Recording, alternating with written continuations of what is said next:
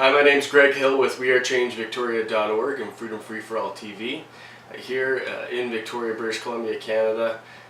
My thoughts on the crazy radical left is derived from a lot of key areas that you can see influence in Canada, especially in terms of the institutionalization of radical left activities and education within our post-secondary institutions primarily.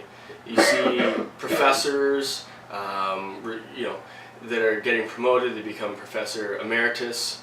They receive substantial funding from the Canadian government at these top universities, University of British Columbia, University of Victoria, to spread a message of government control over the prices in a marketplace and also into the control of your life, and the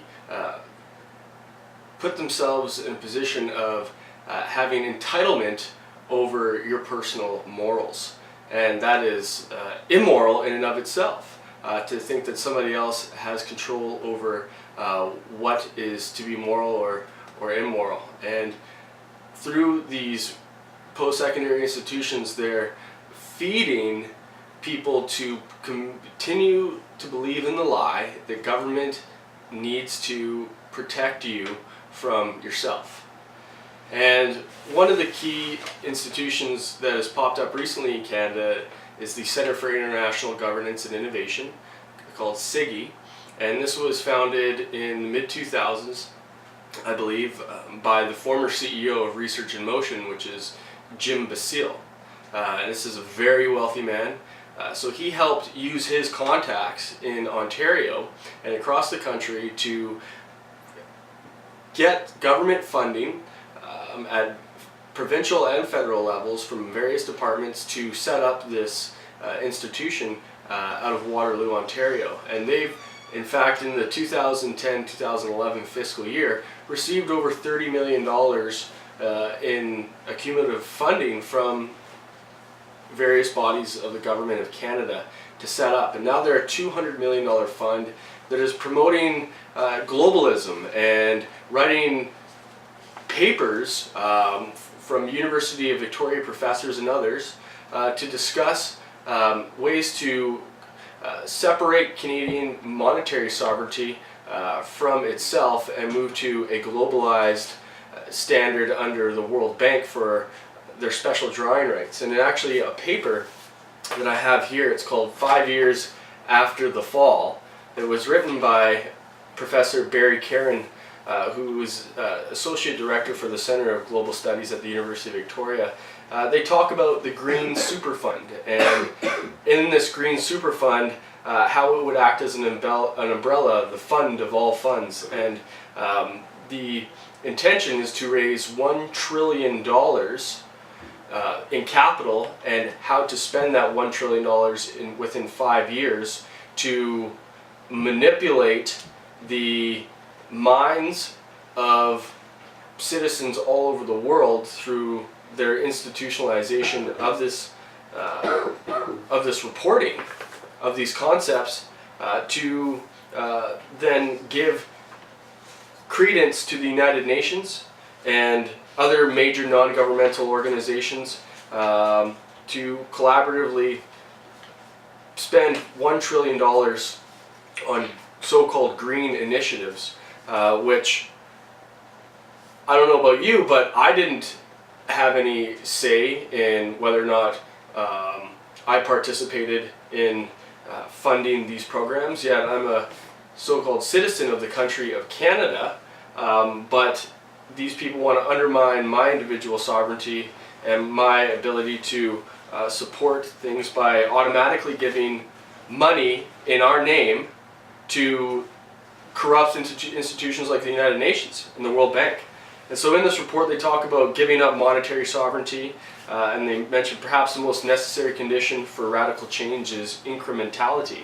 And they talk about a series of small steps and moving to a euro currency, for example, and how that was only a suggestion, several decades ago, and now it's actually come to fruition. They talk about how they could raise the $1 trillion, and They describe new issuance of special drawing rights from the World Bank as its own currency, increasing carbon taxes, using a means to leverage SDRs or special drawing rights, taxes on financial transactions and billionaires and currency transactions, as well as emissions trading on air passengers in the form of a levy. They say specifically that the solution must be an apparent free lunch. Only such vehicle is the innovative use of special drawing rights. They also go into, for this green climate fund, they would issue $1 trillion in bonds backed by $100 billion in US dollars in SDR equity for a leverage ratio of 10 to 1. So they speak specifically about already inflating this special drawing rights currency at a ratio of 10 to 1.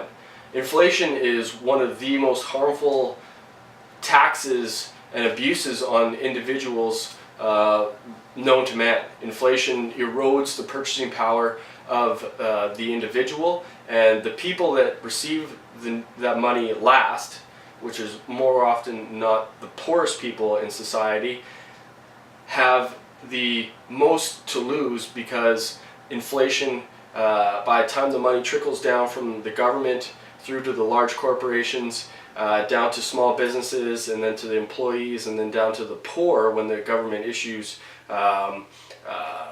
welfare checks and things like that, the inflation is absolutely massive. And they go to the grocery store, and it's all your food costs are way up. Your dollar doesn't buy as much anymore. And they purposely talk about in this document inflating the currency ratio of 10 to 1. And I find that absolutely despicable, because currency is something that connects everybody. And it's another thing that you never hear from the radical left, them ever talk about inflation or the national debt. They only ever talk about how the federal government should give them more money, or how the federal government isn't giving them enough money to fund their to pay for things that poor people don't have.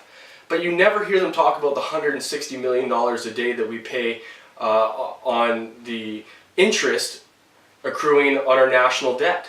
$160 million a day. Do you know how much that could pay for it? But no, we're paying that on the interest of our national debt.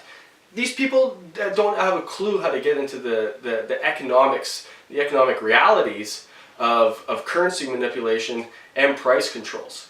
But if they could only open their eyes and see that what the economics look like, and how inflation is ravaging people everywhere, then they would get to the heart of the most insidious monster that we're facing, and that's currency manipulation.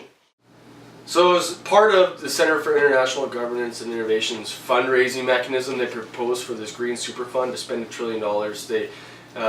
We look at fractional reserve banking, and we know that is the culprit of driving massive inflation, and they use this quantitative easing to increase access to cash. But what they're doing is just driving the value of the dollar down.